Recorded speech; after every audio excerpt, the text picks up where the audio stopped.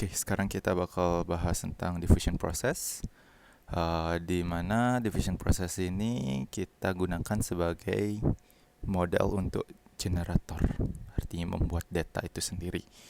Kita bakal bahas beberapa hal saat ini.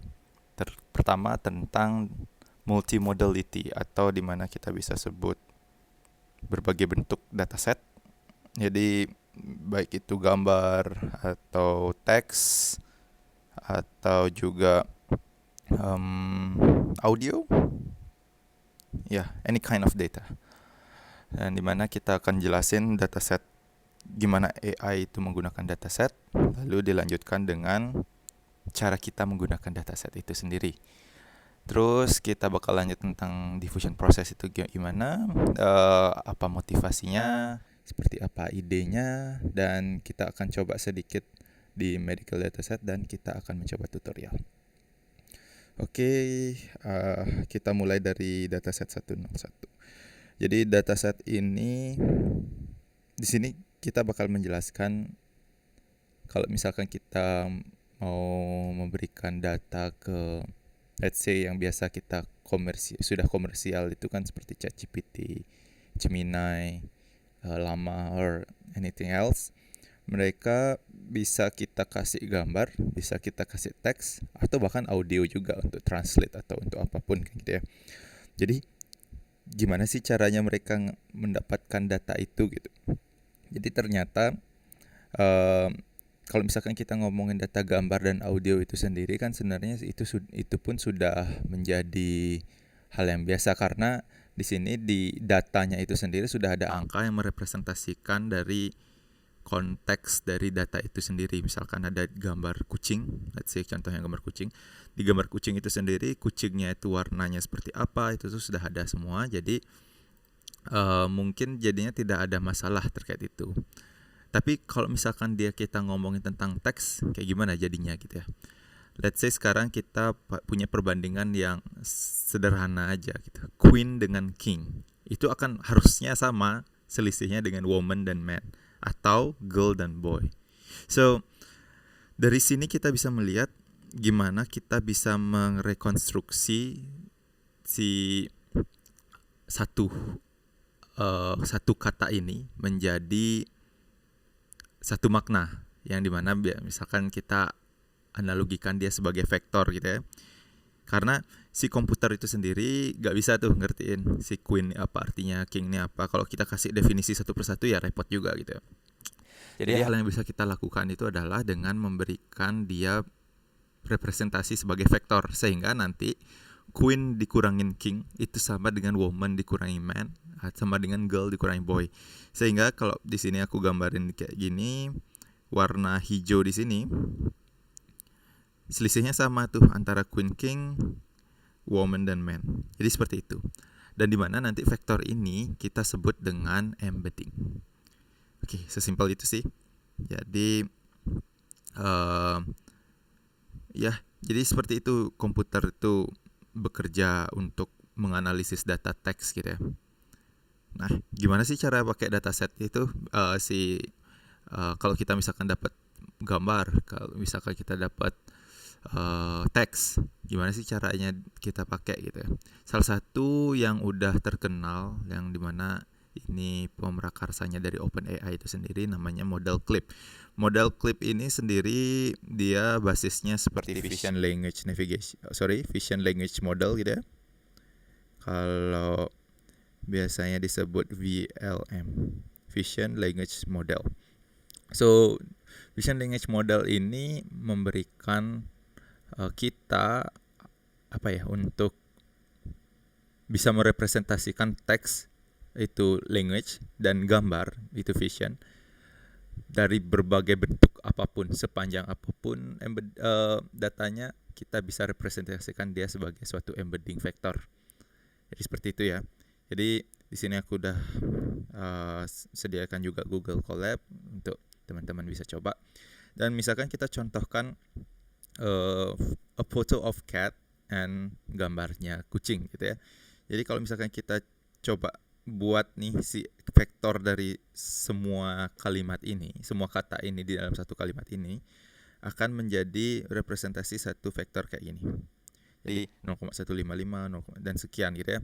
Ini karena dia banyak banget dimensinya, jadinya kita nggak bisa tuh gambar satu garis lurus gitu ya, karena dimensinya banyak banget gitu. Mentok-mentok kita bisa gambar cuma di 3 dimensi aja, tapi ini banyak banget dimensinya, jadi kita nggak bisa melakukan itu. Lanjut, kalau misalkan kita embedding juga dari gambar, nanti hasilnya 0,197 dan seterusnya.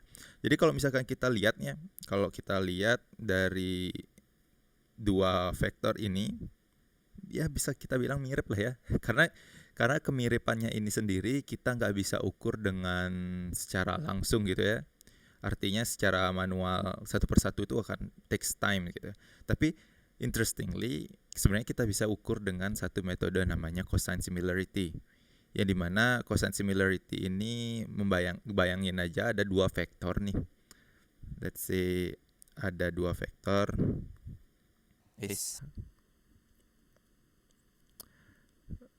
Vektor 1 dan vektor 2, merah dan orange gitu ya. Jadi dari dua vektor ini kita bisa nih ukur similarity-nya dengan hitung cosine sudut yang dibentuk. Kenapa sih harus pakai sudut yang dibentuk?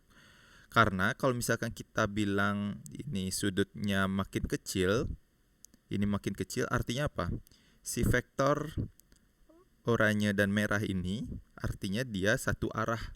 Artinya kalau misalkan vektor itu satu arah, mirip gitu ya. Itu aja sih sesimpel itu. Jadi gimana kalau kita misalkan mengevaluasi vektor ini sama vektor ini mirip ya dengan mengukur sudut yang dibentuk, yang dimana kita sebut dengan cosine similarity ini. Ini sebenarnya udah ada modulnya, jadi teman-teman bisa coba.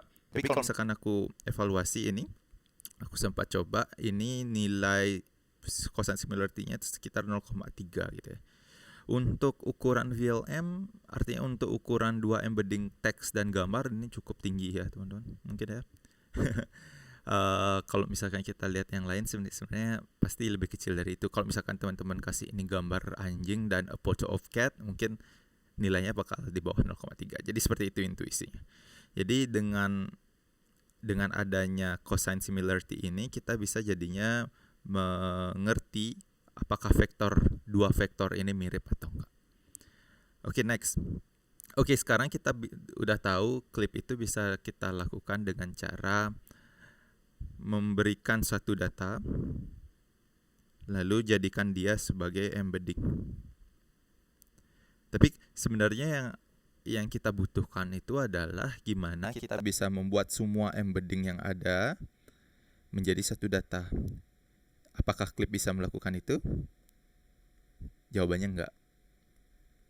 Jadi klip itu hanya bisa satu arah aja dari data menjadi embedding. Sementara kita mau nge-generate data gitu ya. Jadi kalau mau nge-generate data ya datanya kita nggak punya. Jadi gimana dong caranya kalau misalkan mau either itu mau buat embedding atau mau buat sesuatu yang lain gitu ya. Jadi seperti itu. Lalu muncullah diffusion process. Jadi motivasinya itu kita berangkat dari idenya aja dulu ya. Secara definisi kan sebenarnya diffusion itu, kalau kita baca di sini, diffusion creates equilibrium, artinya diffusion memberikan status yang seimbang, state yang seimbang dari dia sebelumnya itu concentration-nya itu kontras banget gitu ya, artinya ada yang high concentration, ada yang low concentration, menjadi nantinya seiring waktu dia akan menjadi sama semua konsentrasinya di semua tempat. Jadi kalau misalkan kita gambarin pakai merah ini, let's say represent suatu concentration molekul gitu ya. Jadi seiring berjalannya waktu, nanti si merah-merahnya ini mulai menyebar secara merata. Seperti itulah diffusion sebenarnya gitu ya. Jadi dengan analogi yang sama, let's say ini adalah data, gambar atau teks atau audio yang teman-teman punya. Sekarang gimana kalau misalkan kita buat dia menjadi menyebar rata, artinya dalam hal ini konteksnya itu adalah noise. Jadi kita tambahin ini noise, jadi seolah-olah semua konsentrasi-konsentrasi yang tadi itu menyebar. Nah, menjadi permasalahan adalah bagaimana caranya kita memprediksikan kalau misalkan kita punya noise ini aslinya itu seperti ini gitu. Jadi seperti itu ya. Dengan cara yang sama juga, let's say kita punya gambar kucing yang tadi di sini. Kita tambahin noise sebagai proses diffusion, tambahin noise lagi, mungkin warna merah aja. Tambahin noise lagi, tambah noise lagi, seterusnya sampai berulang kali. Let's say di sini cobanya ini kemarin 100 kali ya. Jadi benar-benar gak ada gambar kucing lagi nih. Jadi kita nggak tahu nih gambar apa ini sebelumnya. Jadi dengan noise yang berantakan ini, kita bisa membangun suatu neural network untuk merepresentasikan si kucing itu lagi kembali gitu. Jadi gimana caranya kita ngetrain dari noise, gak ada apanya, masuk ke neural network kita, yaitu diffusion model itu sendiri, atau di sini denoising ya, denoising menjadi si gambar kucing itu sendiri. Jadi sebenarnya sebelum ini terpikirkan, sebenarnya proses yang diharapkan itu adalah step by step seharusnya. Jadi dari kita punya noise yang banyak ini, kita denoise sedikit, denoise sedikit, denoise sedikit, denoise per step gitu, sampai akhirnya dapat asli gambar aslinya atau data aslinya. Tapi ternyata ini nggak terlalu works untuk beberapa hal, sehingga metode model machine generative AI yang baru-baru sekarang itu mostly menggunakan metode seperti ini. Jadi langsung aja tuh dari noise banget langsung ke data aslinya. Nanti ada namanya schema flow dan sebagainya. Mungkin di tutorial kita bisa lihat nanti. Oke. Nah, tadi kita bahas tentang gimana kita kasih noise. Dari noise ini kita generate jadi suatu gambar. Tapi kalau misalkan kita pakai noise saja, kan kita nggak bisa ngontrol ya berarti ya. Ini kalau kita noise-nya kita sembarangin, malah nanti jadinya bukan gambar kucing atau gambar yang lain jadinya gitu. Tapi kalau kita maunya gambar kucing, gimana sih caranya kita ngontrol? Jadi kita pakai namanya proses conditioning. Jadi ini namanya conditioning. Jadi instead of kita cuman training dia dengan noise, pure noise, di inputnya itu atau mungkin di somewhere in the neural networknya, kita bisa tambahkan dia suatu conditioning itu sendiri. Let's say di sini kita pakai text, ya sudah, kita teksnya itu kita embedding. Dari embedding ini kita bisa masukin ke neural network itu sendiri, sehingga nanti prosesnya ini sama juga dengan diffusion yang tadi kita bahas, bakal jadi gambar aslinya. Jadi seperti itu aja. Jadi ini terus diulang-ulang sampai neural network kita tuh pinter banget. Jadi nanti kalau misalkan kita pakein gambar tulisan apapun di sini, a photo of dog, photo of duck, jadi bakal menyesuaikan gambar outputnya itu seperti itu nanti. Seperti itulah diffusion modern yang ada sekarang. Ini nggak cuma works di gambar, tapi ini juga works di audio. Biasanya kita generated audio yang bisa kita dengar, generated video, anything you can find it. Atau mungkin kebalikannya, dari gambar menjadi teks, itu mendeskripsikan gambar itu bisa juga gitu. Nah, kalau misalkan kita ngomonginnya case di medical kayak gimana sih gitu. Nah, sekarang simpelnya di sini ada gambar fundus, dimana ini data dari ROP. Dari data ROP ini sendiri, kalau misalkan kita generate aja tuh semua gambar-gambar fundus normal, sehat, berapa kali level sakit dari ROP-nya itu sendiri gitu ya. Kita kumpulin tuh jadi generate suatu model ini. Tapi kalau misalkan kita generate itu kan sama lagi kan, cuma noise kita bisa input. Gimana kalau misalkan kita inputnya itu berupa datanya dia. Jadi let's say kita punya data ini, tapi ternyata sekarang let's say plus formnya itu nggak normal lagi, tapi yang lainnya lah gitu ya. Jadi kalau misalkan kayak gitu, gimana dong jadinya gitu ya. Jadi kita harus punya datanya gitu. Tapi kalau misalkan kita mau generate datanya bisa gitu ya. Memungkinkan, belum tentu bisa bagus banget gitu ya. Memungkinkan dengan cara kita transfer ini semua datanya ini menjadi suatu embedding gitu ya. Dari embedding ini kita masukin ke diffusion model yang kita udah punya tadi gitu. Jadi sesimpel itu ide dari ROP itu sebenarnya, gimana kita bisa nge-generate dari data-data fundus yang belum kita punya gitu. Jadi seperti itu. Oke. For question mungkin nanti kita bahas aja nanti. Kalau misalkan teman-teman punya, silahkan ditulis saja. Dan let's go to the tutorial.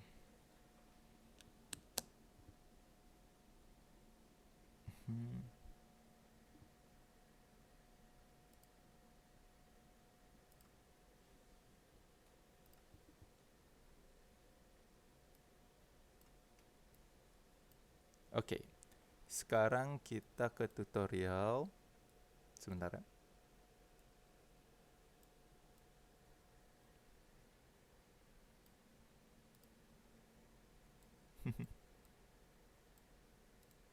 Nice.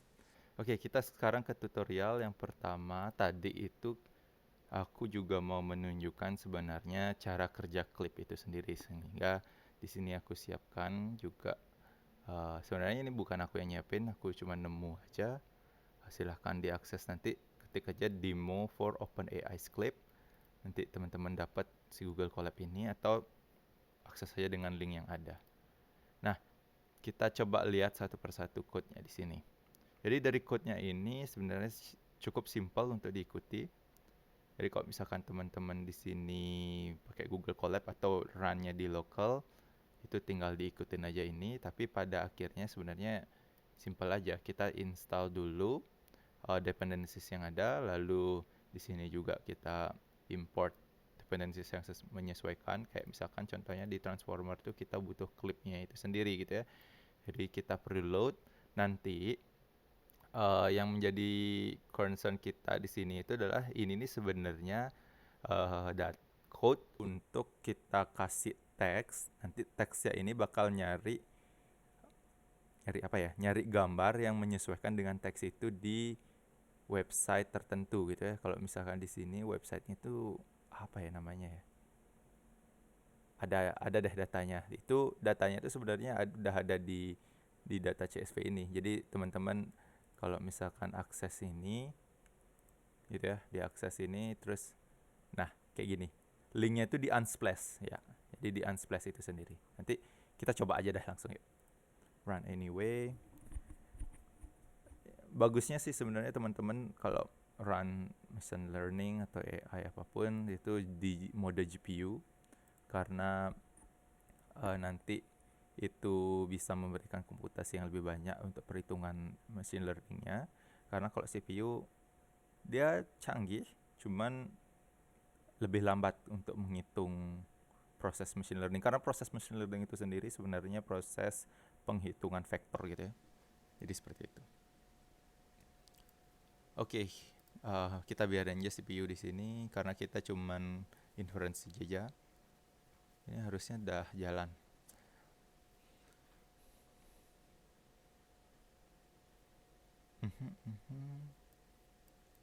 Ya, jadi kalau misalkan kita lihat nih si data CSV2 nih misalkan.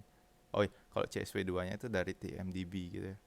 Ini kalau misalkan kita akses juga pasti ngasihnya itu gambar sih. Kita coba aja yuk.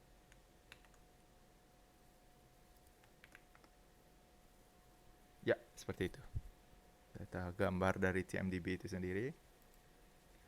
Kalau misalkan Unsplash, kita random aja winter wear.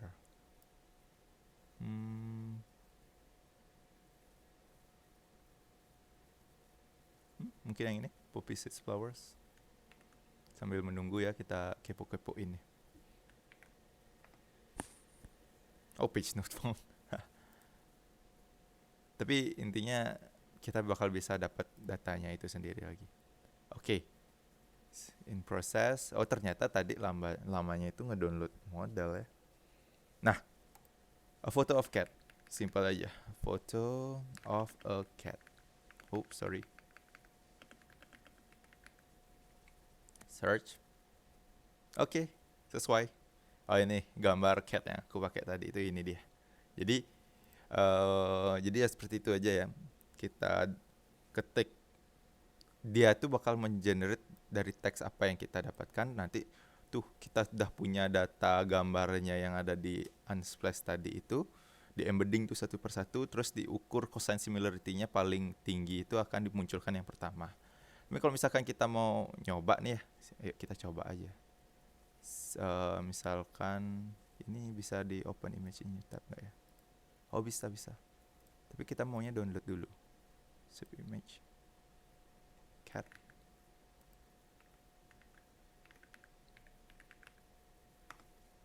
Oke, kita load lagi nanti. Nah, caranya simple banget sih. Sekarang udah ada Gemini itu sendiri di Colab, jadi teman-teman tinggal ketik aja I want to have embedding for text and image using clip text and image encoder. The text would be a photo of a cat and the image use the cat.jpeg. Oke, karena kita belum upload tadi, kita upload aja dulu. Downloads cat.jpeg. Oke, udah ada di sini. Jadi kita coba run. Udah deh, dia bakal nge-generate code-nya. Sesimpel itu ya sekarang ya. Kalau dulu kita harus baca dokumentasinya dulu gitu. Oke, dia bakal memproses beberapa sel, jadi kita coba run step by step aja biar kita bisa ngelihat prosesnya.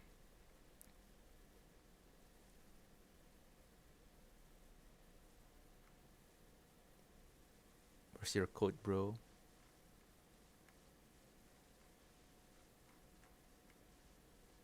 Lah, code-nya di mana nih? Ini nggak dia buatin ya? Subtask.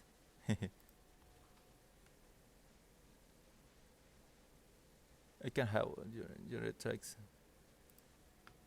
I want the code for having a vector syntax encoder of clip OpenAI. Oh, ini ada. Oh, buka juga sih. Ya udah sih ya.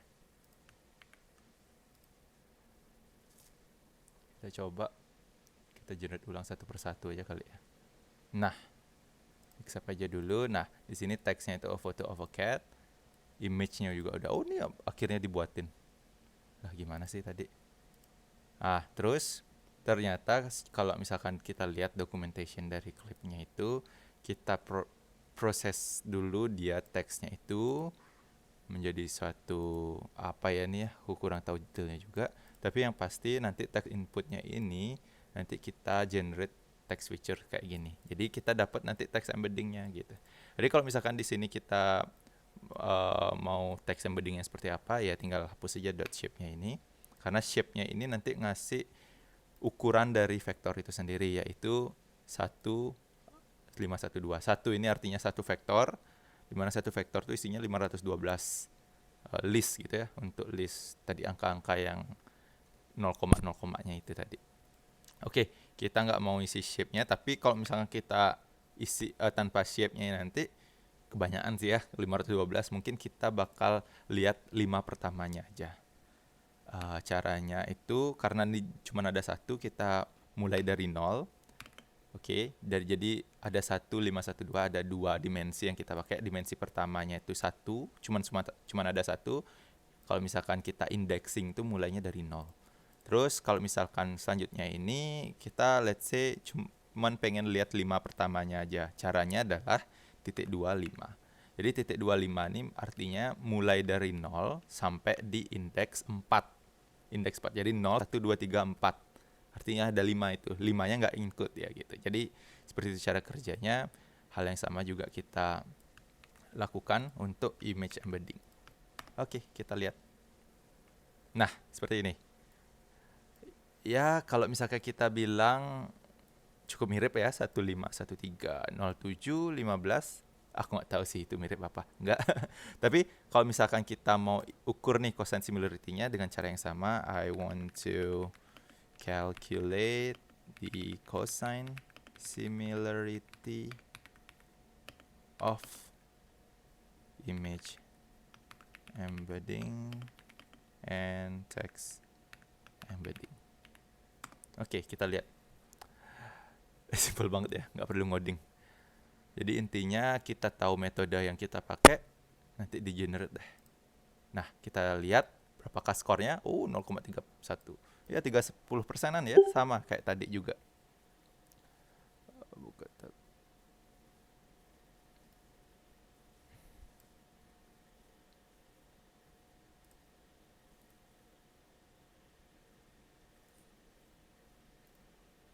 Oke, kita lanjut.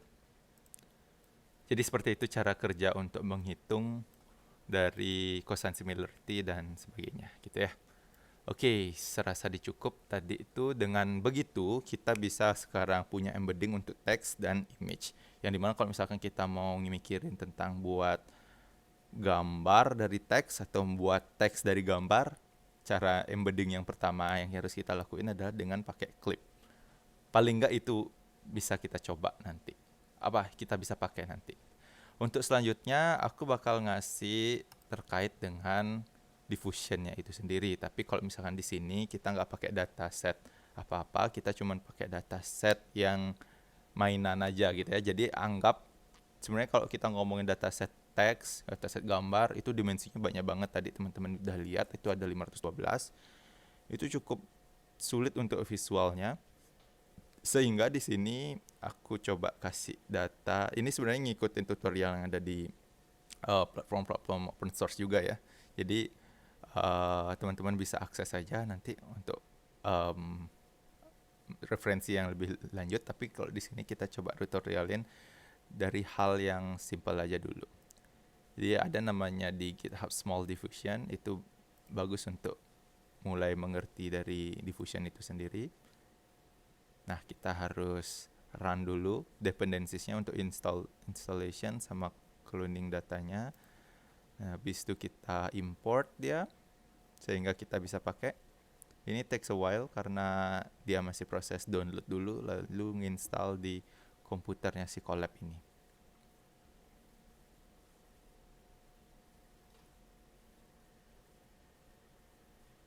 Lalu dengan menunggu ini kita juga bakal run di sini.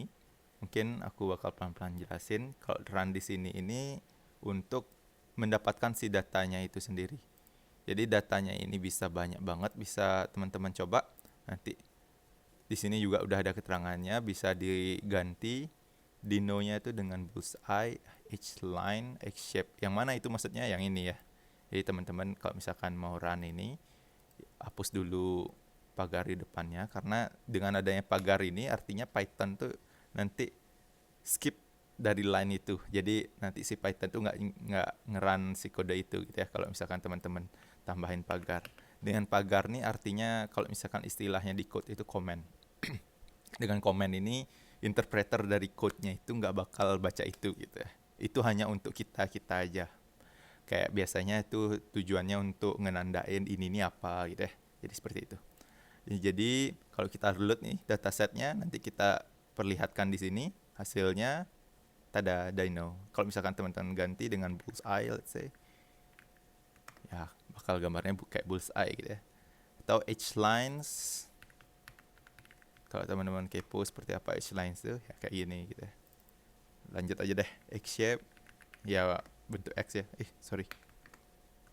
Ya, bentuk X. Dan seterusnya. Tapi yang aku mau pakai di sini bukan semua ini. Tapi aku cuman mau pakai yang Swiss roll ini. Teman-teman bisa pakai Dino nanti kalau misalkan teman-teman pengen. Jadi Swiss roll ini yang akan merepresentasikan dari data set kita. Let's say sebenarnya teman-teman punya data gambar atau data apapun. Kalau teman-teman representasikan dia ke dua dimensi, mungkin bentukannya seperti ini. Nah, dari bentukannya seperti ini nanti kita berusaha generate. Caranya adalah kita diffuse dulu, kita tambahin random noise sebagainya gitu ya, sampai akhirnya dia ini nggak berbentuk seperti ini. Lalu proses model machine learning kita yang akan mengubah dari noise itu untuk ngeprediksi bahwa data aslinya itu kayak gini loh gitu ya. Jadi kita udah download datanya, di sini ada schedule-nya, di sini schedule-nya ini untuk proses training aja. Jadi teman-teman nggak usah terlalu perhatikan juga nggak apa-apa. Ini juga sama seperti itu.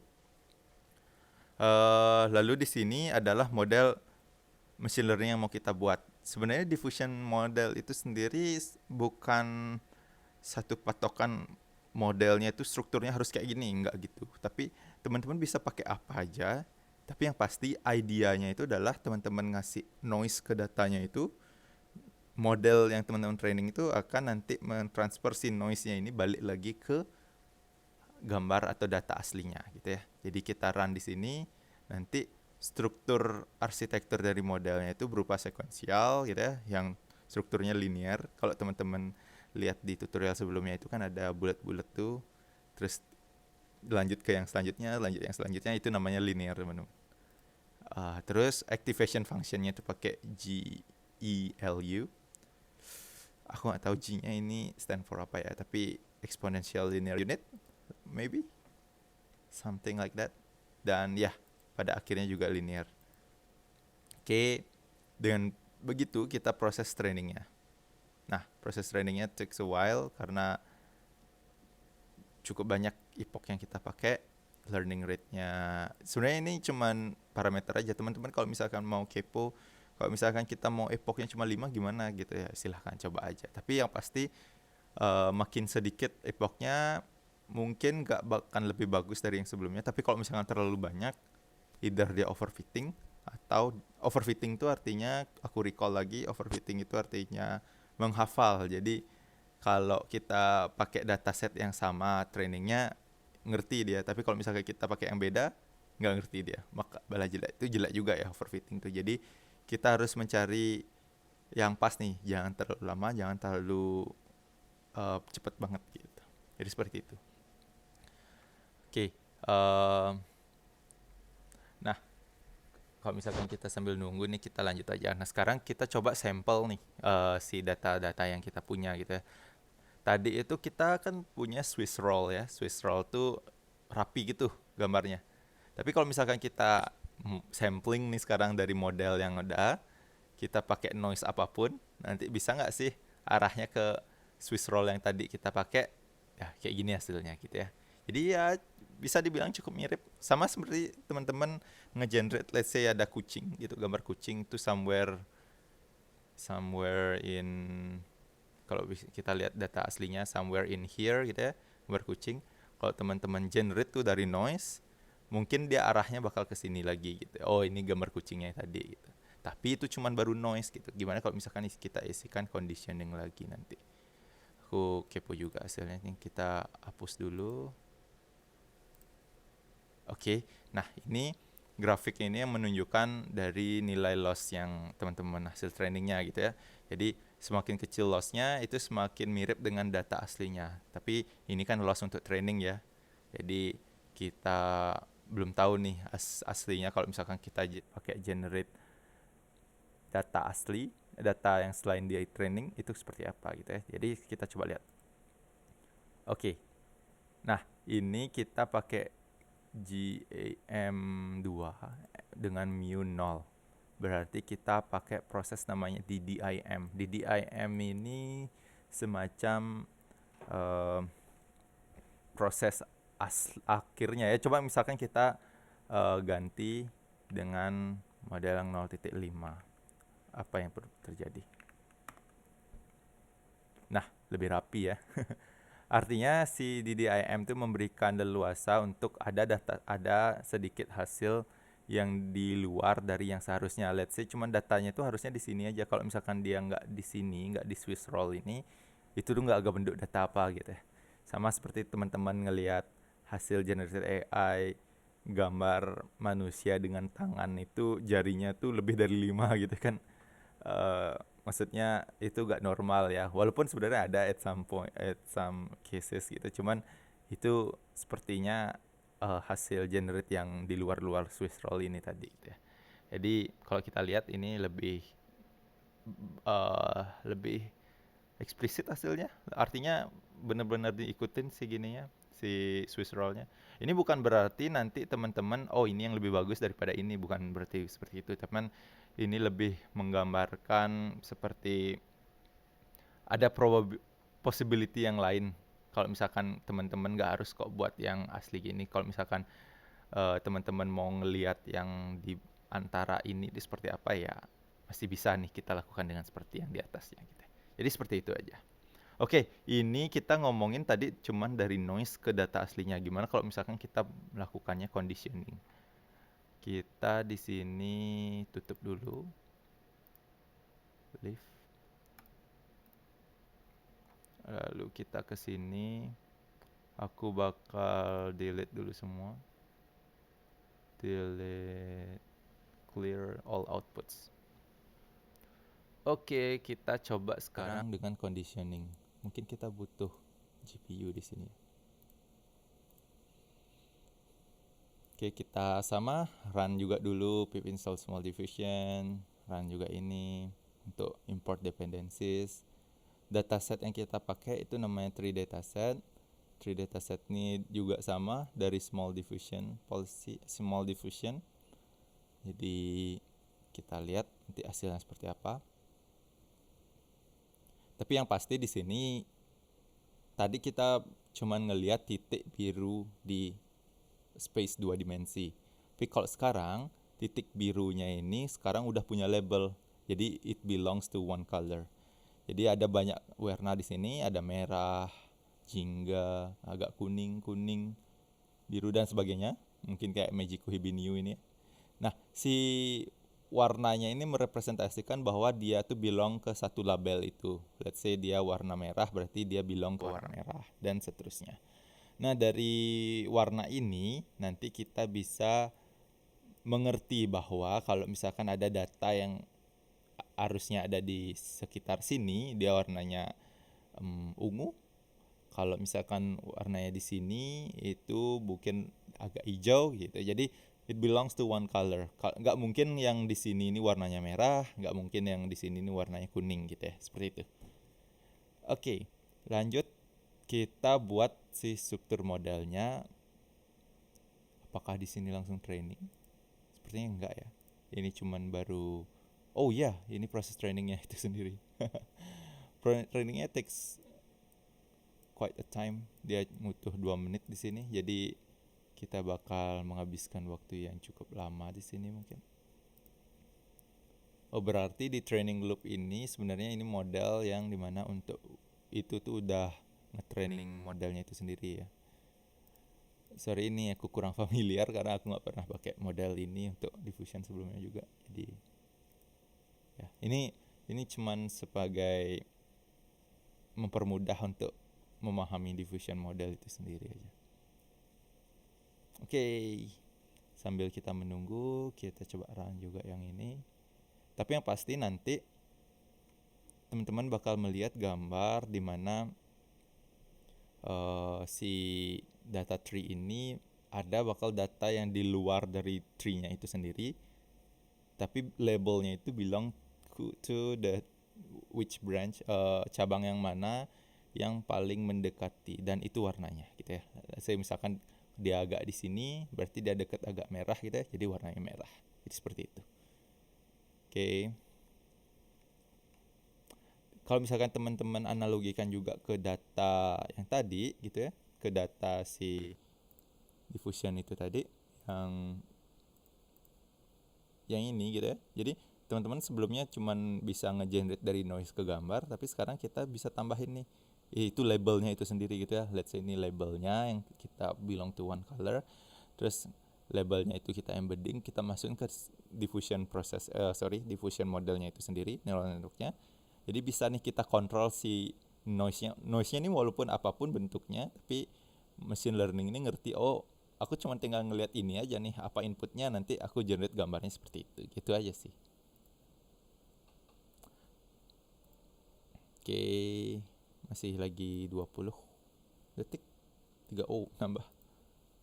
Jadi kalau misalkan teman-teman pengen lihat, ini juga sama. tuning bisa epochnya lebih kecil dan lebih besar gitu ya. Kalau parameter yang lain mungkin next kita jelasin kalau teman-teman membutuhkan itu. Tapi the concept idenya seperti itu, generative AI itu. Kita usahakan dia membuat suatu noise dulu, noise dari data. Oke, akhirnya udah sampai di loss functionnya, loss value-nya itu sendiri. Jadi udah melandai di sini. Lalu kita generate ini, hasilnya seperti ini. Nah, seperti yang aku bilang tadi, teman-teman bisa lihat di sini ada data yang di luar tree-nya itu sendiri, tapi dia akan belong ke warna yang paling mendekati. Jadi seperti itu ya. Teman-teman jadinya bisa memahami, oke, datanya itu di tree-nya. Kalau misalkan di luar tree itu datanya agak aneh gitu. Cuman kalau misalkan datanya di sini, dia label yang mana dan sebagainya gitu ya. Lalu kalau misalkan kita variasiin nih dengan berbagai, kalau di sini berbagai CFG skills, configuration skills, aku nggak tahu nih apa detailnya. Tapi yang pasti di sini kita bisa melihat seperti apa sampling-sampling dengan configuration yang berbeda-beda gitu ya. Mungkin yang paling bagus tuh di 1 ya mungkin ya. Kalau misalkan 3 ini terlalu banyak ya, jadinya noise-nya kurang representatif dengan data aslinya. 2 itu banyak yang loss di dalamnya ya. Dan 3 yang 0 itu benar-benar terlalu samplingnya ya agak menjauh ya dari data asli di tree-nya itu sendiri, agak pinggir-pinggir, jadi tebal kelihatannya tree-nya. Jadi 1 ini ya paling bagus lah ya. Jadi seperti itu teman-teman. Oke, ini question teman-teman bisa tanyakan langsung nanti.